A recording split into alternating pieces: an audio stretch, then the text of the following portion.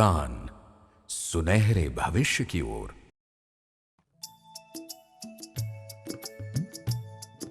भारत एक जीता जागता राष्ट्र है, एक ऐसा देश जिसमें लगभग 5.5 लाख गांव हैं। यहां के लोगों के पास जीविका के अपने स्रोत हैं और प्रशासन के लिए स्थानीय पंचायत की व्यवस्था है। स्वशासन की यह प्रणाली सदियों पुरानी है, जिसने समय समय पर अपना स्वरूप भी बदला। ग्राम स्वराज के माध्यम से पूर्ण स्वराज को प्राप्त करना राष्ट्रपिता महात्मा गांधी का सपना था। एक ऐसा ग्राम स्वराज जिसके माध्यम से स्थानीय लोगों के पास शासन का अधिकार हो और विकास में उनकी भागीदारी बढ़े।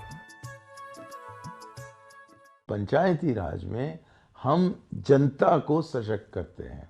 हम उनसे कहते हैं कि वो काम जो आप ही के पड़ोस में किया जा सकता है कि क्या वो सही तरह से हो रहा है, नहीं हो रहा है, कौन से काम को क्या प्राथमिकता देनी चाहिए, इसके अधिकार नीचे माटी के स्तर तक पहुंचे तो तब जाकर आप एक इतनी बड़ी सामाजिक क्रांति देखेंगे जिसमें कि दबे हुए होठ जो है वो खुल जाएंगे और हमारा लोकतंत्र कुछ लोगों के लिए नहीं बल्कि सबके लिए बन जाएगा।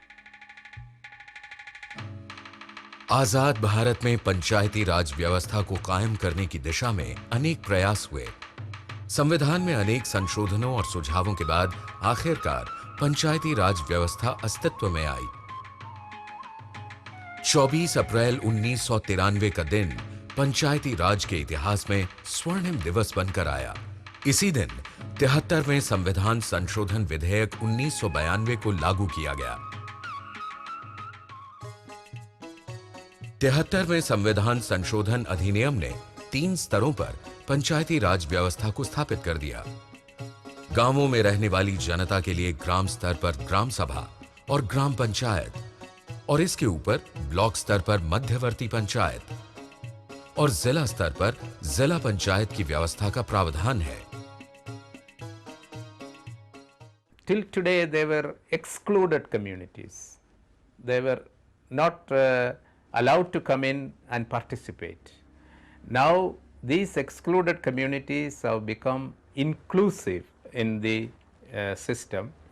So panchayats today is the best system which has that inclusiveness. इस तरह पंचायती राज की व्यवस्था ने न सिर्फ आम जनता को स्थानीय शासन प्रदान किया, बल्कि सदियों से शोषित और वंचित जनता को भी अधिकार प्रदान कर उन्हें समाज की मुख्य धारा में शामिल किया। पहले हमारी कोई पूछ होती थी, अब हमारी पूछ हो रही है। अधिकारी के पास जाओ या गांव में जाओ, कहीं दूसरे आदि व्यक्ति से मिले, आपसे मिले तो हमारी पूछ होती है साहब। 73वां संविधान संशोधन अधिनियम 1992 निर्देश देता है पंचायत चुनाव प्रत्येक 5 वर्ष बाद, अनुसूचित जाति और अनुसूचित जनजाति के लिए आरक्षण तथा इसी वर्ग की महिलाओं के लिए 1/3 सीटें आरक्षित। इसके अलावा हर पंचायत में महिलाओं के लिए 33% आरक्षण, अध्यक्ष पद के लिए अनुसूचित जाति, अनुसूचित जनजाति और महिलाओं के लिए आरक्षण, 3 स्तरों पर शासन की व्यवस्था। ರಿಸರ್ವೇಷನ್ ಮಾಡಿದಾಗ ನಮ್ಮ ಎಸ್ಟಿ ಎಸ್ಸಿಯಲ್ಲಿ ಅದರಲ್ಲಿ ಓದಿರ್ಬೋದು ಓದೇ ಇರೋದು ಎಲ್ಲರೂ ಅಧ್ಯಕ್ಷ ಸ್ಥಾನವನ್ನು ಗಳಿಸ್ಕೊಂಡ್ರು. ಆ ಗಳಿಸ್ಕೊಂಡಿದ್ದ ಪಕ್ಷದಲ್ಲಿ ಏನಾಯಿತು, ಅವ್ರನ್ನ ಒಂಥರ ಏನು ಈ ಕೀಳು ಮಟ್ಟದಲ್ಲಿ ನೋಡ್ತಾ ಇದ್ರು. ಅದಕ್ಕೆ ಮುಂಚೆ ಒಂದು ಅಧಿಕಾರ ಸ್ಥಾನ ಬಂದ ಮೇಲೆ ಇವ್ರಿಗೂ ಒಂದು ಅಧಿಕಾರ ಬಂದಿದೆ, ನಾವು ಅವ್ರನ್ನ ಕೀಳು ಮಟ್ಟದಲ್ಲಿ ನಾವು ನೋಡಬಾರ್ದು ಅನ್ನೋ ಒಂದು ಪರಿಸ್ಥಿತಿ ನಮ್ಮ ಜನರಲ್ಲಿ ಅದು ಉದ್ಭವವಾಯಿತು। अब पंचायती राज व्यवस्था ने जनता को स्थानीय स्तर पर प्रजातांत्रिक अधिकारों को प्राप्त करने के साथ साथ अपने द्वारा अपना विकास करने का अवसर प्रदान किया। इस व्यवस्था ने सभी धर्मों और वर्गों के विकास के साथ अनुसूचित जातियों और अनुसूचित जनजातियों को विशेष अवसर मुहैया कराया। संविधान का अनुच्छेद 243D द्वारा अनुसूचित जातियों और अनुसूचित जनजातियों के लिए पंचायत में विशेष आरक्षण की व्यवस्था की गई। इस प्रकार आरक्षित स्थानों की संख्या का अनुपात उस पंचायत क्षेत्र में अनुसूचित जातियों की अथवा अनुसूचित जनजातियों की कुल जनसंख्या के आधार पर तय किए जाने की व्यवस्था की गई।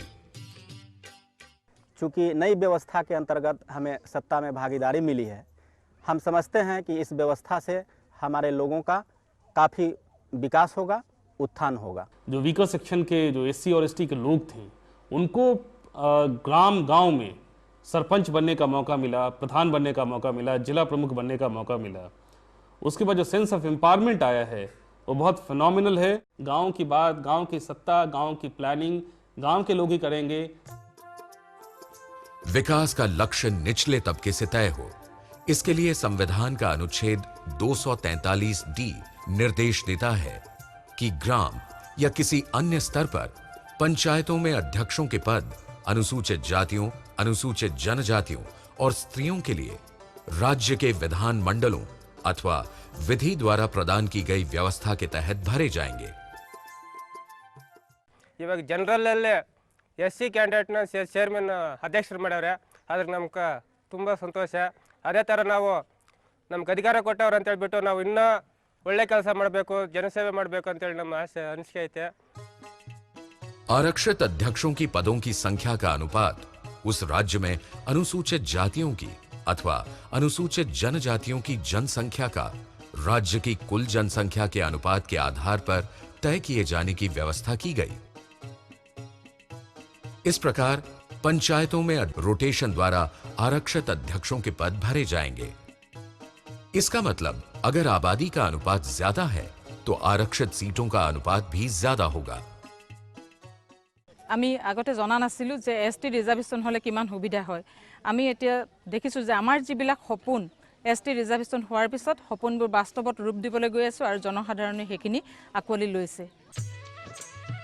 सदियों तक कुपोषण एवं निरक्षरता के पर्दे में दीनहीन, सत्ता एवं शक्तिहीन जीवन जीने के बाद अब इन्हें नेतृत्व करने का मौका मिला है, जिससे ये स्वयं अपना और अपने समुदाय का विकास कर रहे हैं।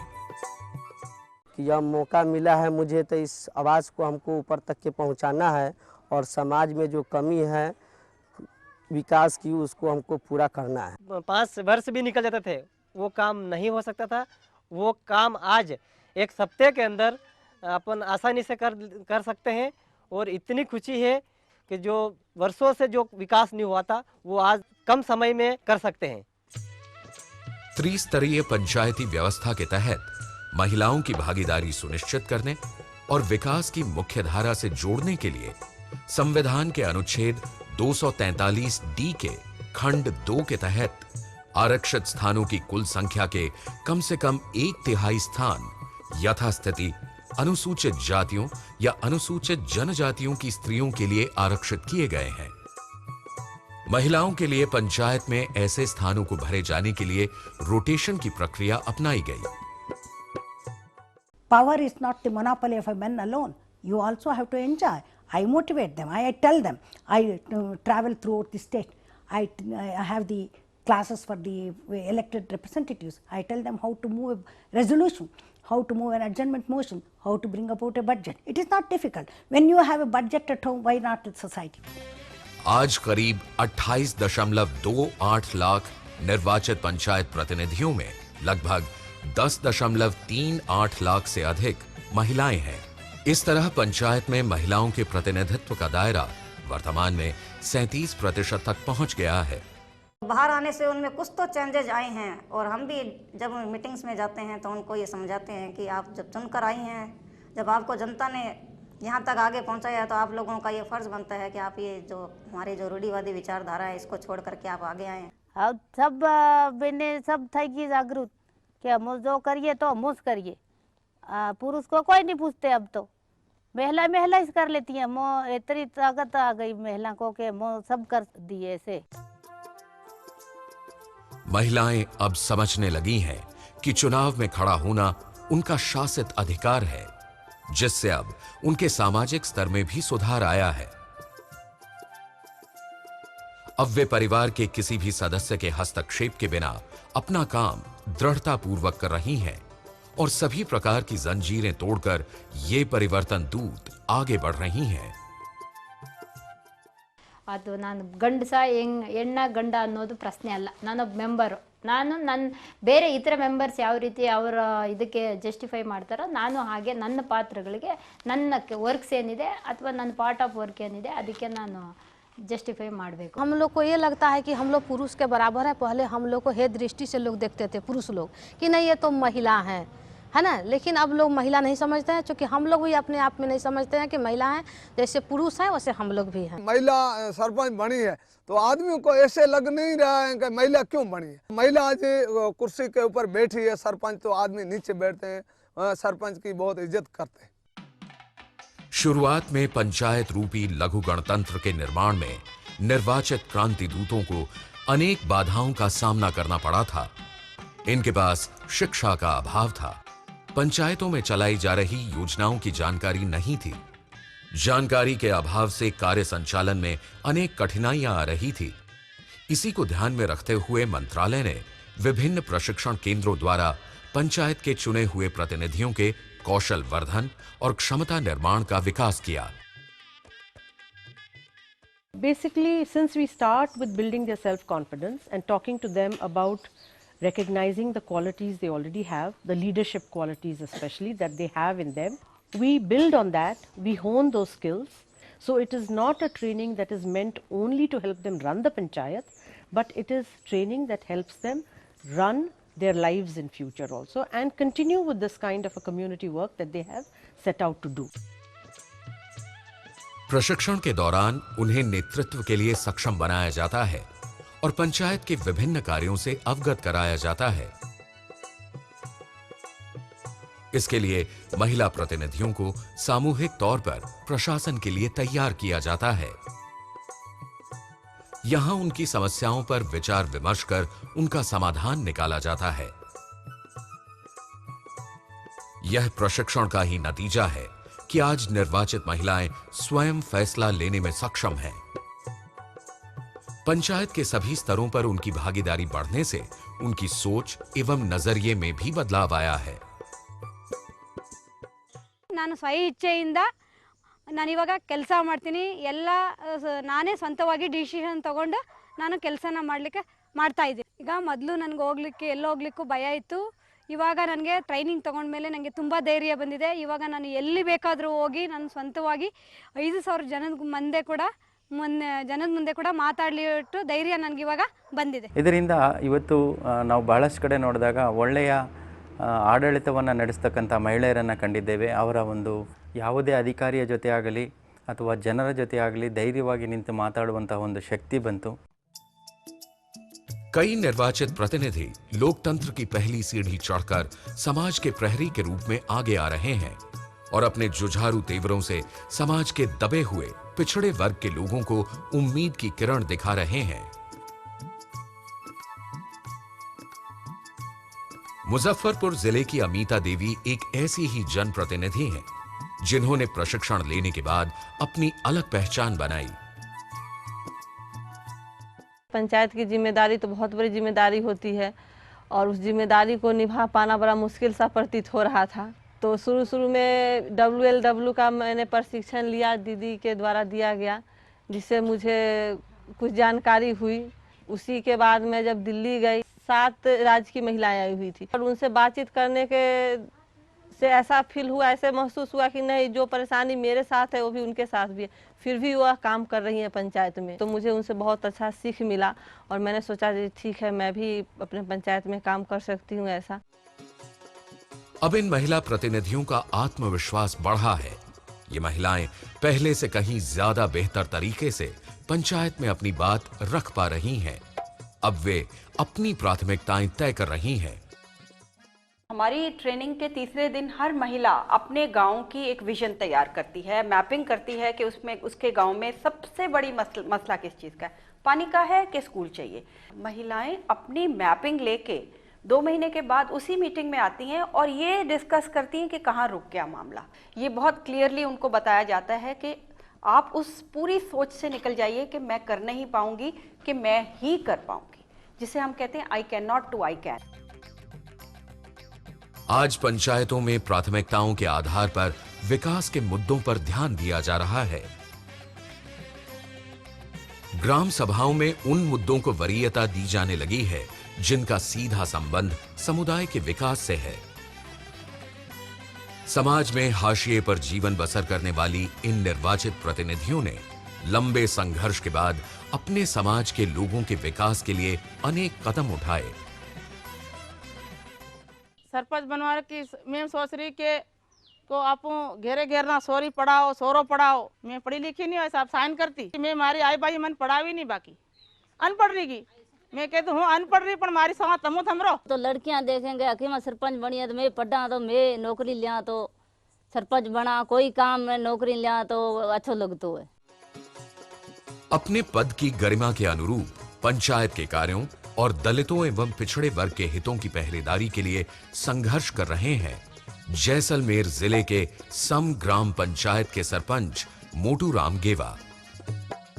जब मैं सरपंच बना उसके बाद मुझे पता चला कि हमारे यहाँ भी कुछ हमारे लिए सरकार ने बहुत कुछ चीज़ देती है, लेकिन हम रह गए पीछे, क्योंकि पहले जो आता था हमारे लिए गरीबों के लिए वो तो ऊपर जाति वाले वही खा जाते थे। अब वो हमें क्या है कि हमको पता चल गया है कि हमारा ये हक है, हम बोलने लायक हो गए, हमें सब पता चल गया है, तो अब हमारे हक को हम जाने नहीं देंगे, हम जागरूक हो चुके हैं।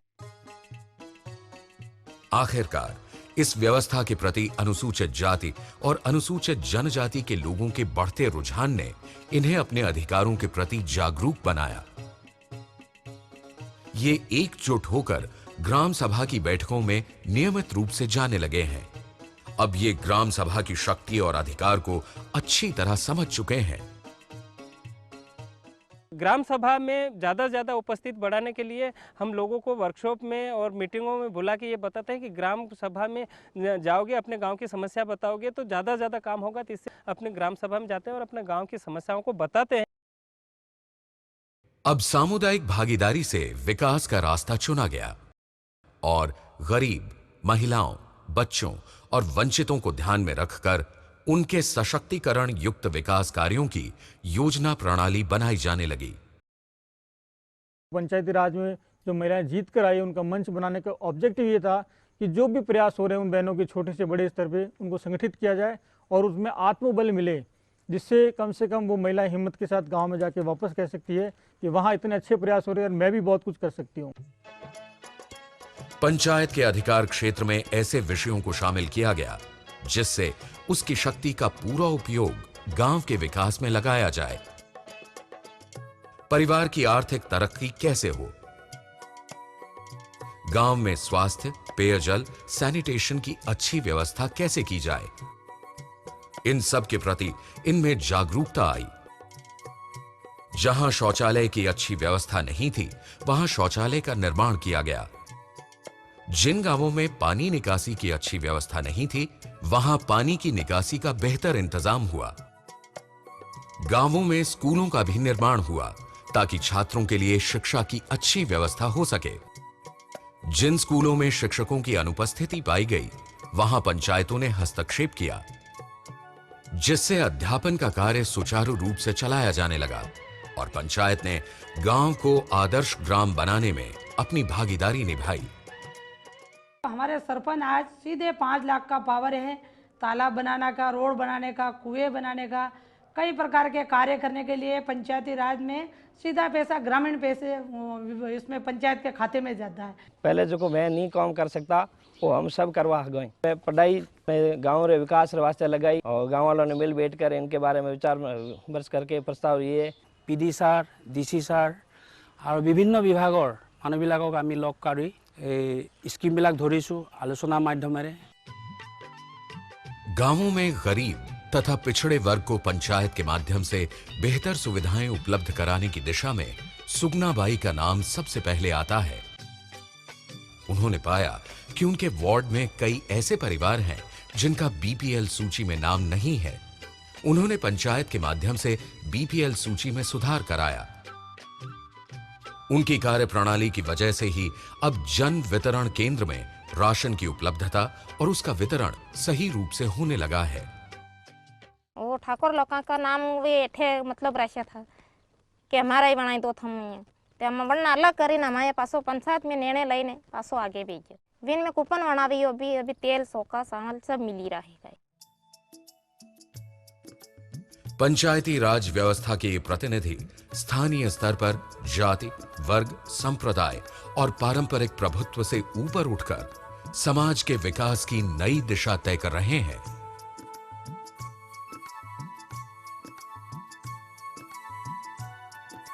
चौके चूल्हे की सरहद को लांघकर कर्नाटका की होल्लूर ग्राम पंचायत की पदम्मा समाज को एक नई दिशा दिखा रही हैं। ಎಲ್ಲ ಕೆಲಸ ಆಗ್ತಾ ಇದೆ, ಇನ್ನು ಸಿರಿಂಡಿ ಕೆಲಸ ಮಾಡಬೇಕು, ರೋಡ್ ಕೆಲಸ ಮಾಡಿಸ್ಬೇಕು, ರಸ್ತೆ ಎಲ್ಲ ಸ್ವಚ್ಛತೆಯಾಗಿ ಮಾಡ್ತಾ ಇದ್ದೀವಿ. ಆದರೆ ಹೆಚ್ಚಾಗಿ ಜಾಸ್ತಿ ಮಹಿಳೆಯರ ಬಗ್ಗೆ ಮಾಡೋದಿಲ್ಲ ನಮ್ಮ ಪಂಚಾಯತಿನಲ್ಲಿ। ग्रामीण इलाकों में पिछड़े और वंचितों के सशक्तिकरण के लिए स्वयं सहायता समूह एक प्रभावशाली माध्यम के रूप में उभर रहे हैं। पंचायती राज और स्वयं सहायता समूह एक दूसरे के सहायक हैं। बाहर जाती थी काम में तो सरपंच ने हमको थोड़ी सलाह ली कि तुम भी ने बाहर मत जाओ आने अपना ही काम खुली रहो। तो फिर ग्रुप बनाई भी ने 1-1 रुपये महीने ना 30-30 रुपया में जमा करवा लगी।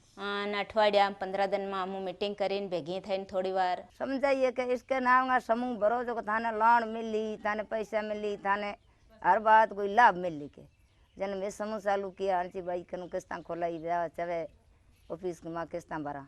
हमें आज की तारीख में हमारे लोन चाहिए हमारे तो माने मिले घना भले भले दे। गांवों की बढ़ती संपन्नता और पिछड़े समाज के युवाओं की व्यक्तिगत आर्थिक तरक्की को ध्यान में रखते हुए ही पंचायतें ग्रामीण व्यापारिक केंद्र की स्थापना कर रही हैं, ताकि ग्रामीण उत्पादों को हाट से सुपर बाजार तक आसानी से पहुंचाया जा सके। ई मार्केटिंग के लिए हमने अभी एसएचजी का फेडरेशन बनाया है जो हैंडीक्राफ्ट झाबुआ हैंडीक्राफ्ट के नाम पे है। धीरे धीरे ये लोग अब मेन स्ट्रीम में जुड़ रहे हैं आदिवासी और ऑल ओवर वर्ल्ड से डिमांड अब आ रही है, इसलिए हम 4-5 जगह रूरल बिजनेस हम डेवलप कर रहे हैं मार्केटिंग के लिए। अब विभिन्न सरकारी योजनाएं ग्रामीण आधारभूत ढांचे को सुदृढ़ बना रही हैं। ग्रामीणों की बढ़ती तरक्की ने पंचायत का पूरा ध्यान ग्रामीण विकास से जुड़ी योजनाओं की ओर खींचा। पंचायत की देखरेख में चलाई जाने वाली तमाम तरह की योजनाओं पर निगरानी रखी जाने लगी। फलस्वरूप गांवों में बेहतर सड़कों का निर्माण संभव हुआ, स्वास्थ्य केंद्रों और स्कूलों का निर्माण हुआ, शौचालय और शुद्ध पेयजल की व्यवस्था हुई, युवाओं को रोजगार पाने का पूरा अवसर मिले। इसके लिए राष्ट्रीय ग्रामीण रोजगार गारंटी योजना के क्रियान्वयन पर निगरानी रखी जाने लगी। पंचायतों की देखरेख में अब ग्रामीणों को काम के सही अवसर मिलने लगे।